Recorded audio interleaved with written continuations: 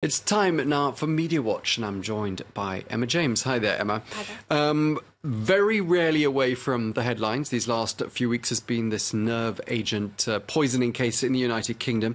But you've got a different angle for us, something very different indeed from what we've heard up until this point.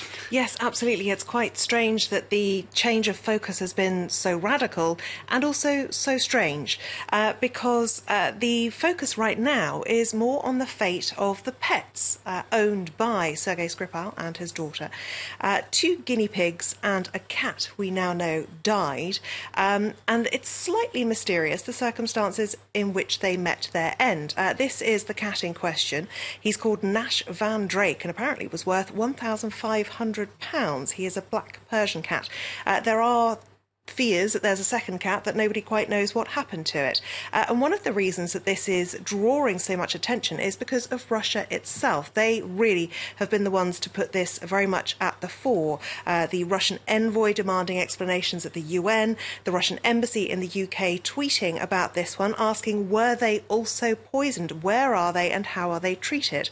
And it's these questions that they've been asking that finally forced the UK to actually publish some official answers. Now, in this Facebook post on the Russian embassy in London's page, they said, "We don't have any information on their whereabouts or condition, and the otherwise well-informed British media are silent in that regard." Now, the official story is that the guinea pigs were found dead. They died from dehydration, and that the cat was then put to sleep because it was malnourished and in a distressed state. But of course, lots of people concerned about whether or not they had succumbed in any way to Novichok, the nerve agent that put Sergei Skripal and his daughter in hospital. Obviously, their conditions are improving day by day.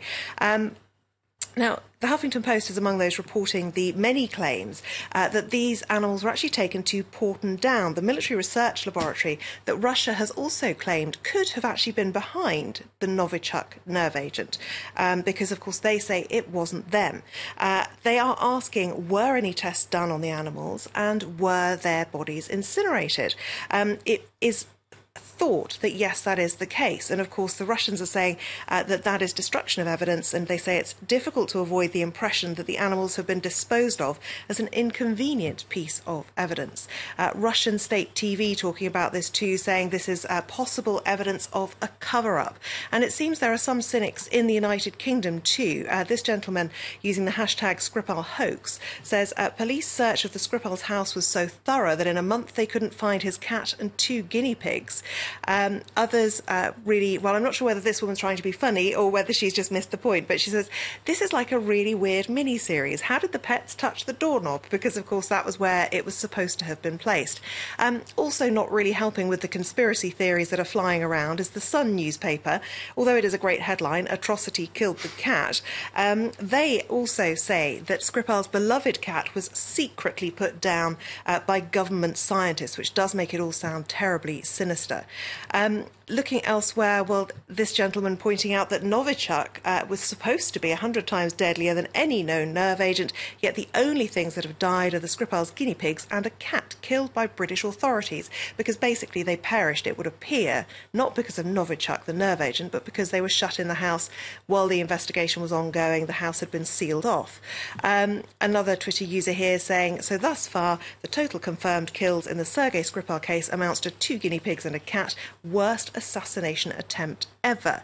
Now, some people poking quite a lot of fun at this. RIP to the Salisbury 3, damn you Russia, says Cornish Damo. And this one saying, I'm really upset about the cat. But there is a very serious point, because Sean Walker from The Guardian points out that it really looks as though the UK is just allowing Russia to set the agenda here by not being completely clear and transparent. This only came to light because the Russians asked about it, and then the UK is forced to say, sorry, we starved those to death. Oh dear, well, an unusual turn of events there, and I wonder how the cat, how you call the cat, Nash Van Drake. Do you think it actually turned up when you called it? I don't know. And just another story you've got for us: a Syrian exile in Paris has created a way of maintaining memories of her hometown and actually sharing that with people here in Paris. Just tell us a bit more. Yes, absolutely. The hometown in question is Raqqa, which of course now is synonymous really with ISIS. It was of course the de facto capital until October last year, right from 2014 when it was first seized. But these accounts, you can see a profile of Lamis Al-Jassem on the France 24 website. She's created See My Raqqa Twitter accounts and Facebook pages, which are growing in popularity.